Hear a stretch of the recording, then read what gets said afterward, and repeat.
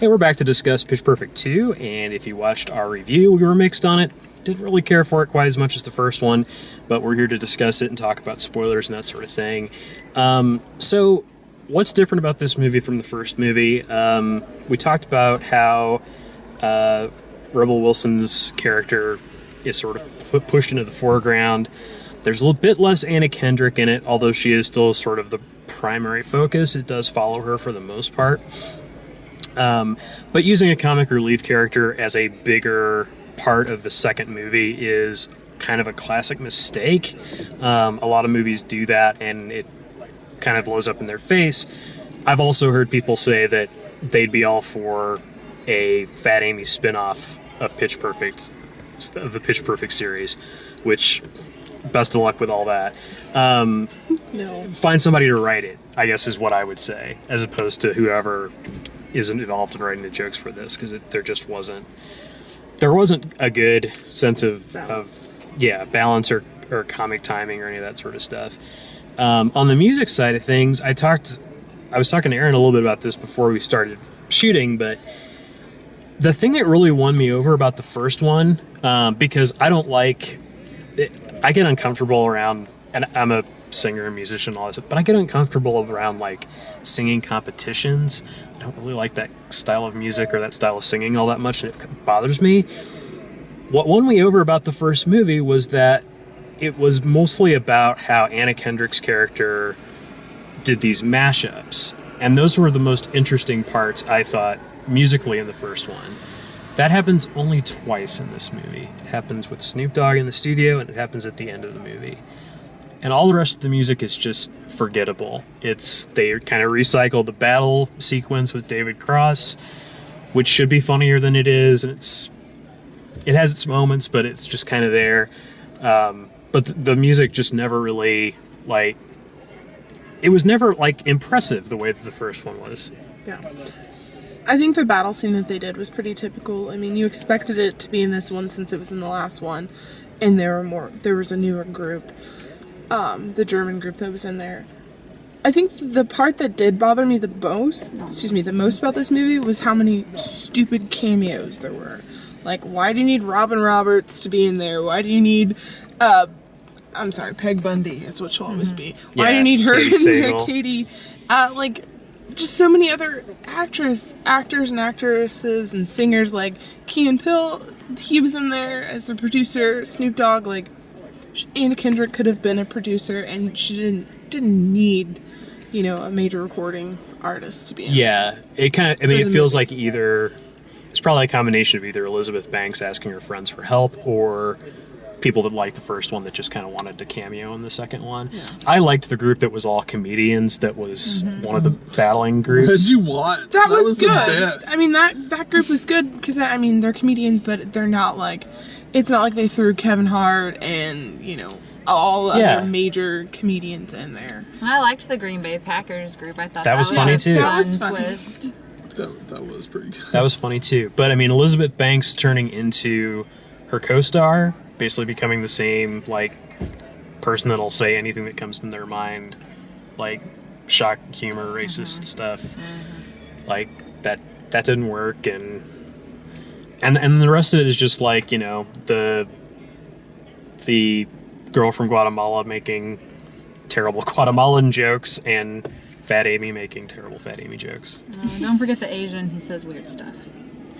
Yeah, she did that in the first one. She was my favorite too, but in the first one, every time she said something, it made sense to what they were talking about. It wasn't just a non sequitur. Yeah, and this one she would just I have a penny. I have a penny under my tongue. What? No, stop it.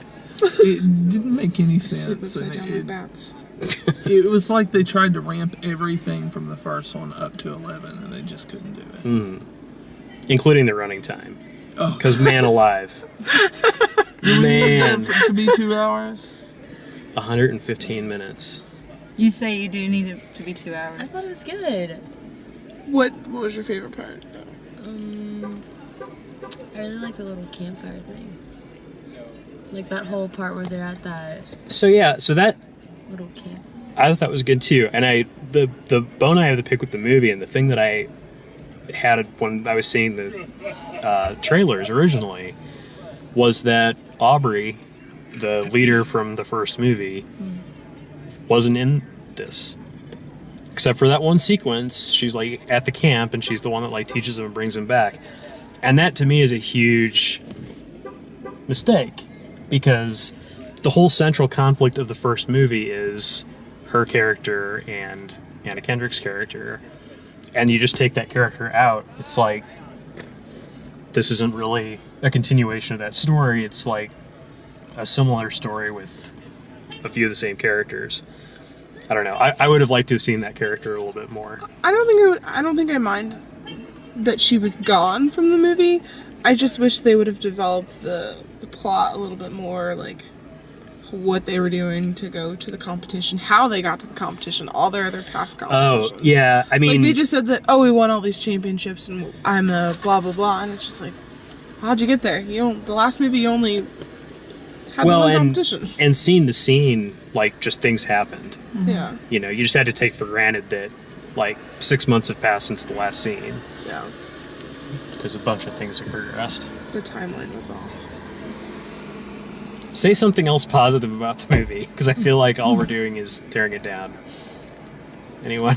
There was that one part that I really did get a chuckle on was when she was singing her solo and the car came and she's like, I'm trying to sing here. And like, it was, I don't know. I think that made me chuckle. I don't know why. I think that was the whole thing with Fat Amy and Bumper just kills me. I think that was actually the funniest joke in the movie. Honestly, I do. Yeah. Like that bit was actually the funniest thing. Just her against the van. And maybe that's what a Fat Amy movie would be like. It's just Fat Amy versus a van. That, but the rest of that scene was atrocious.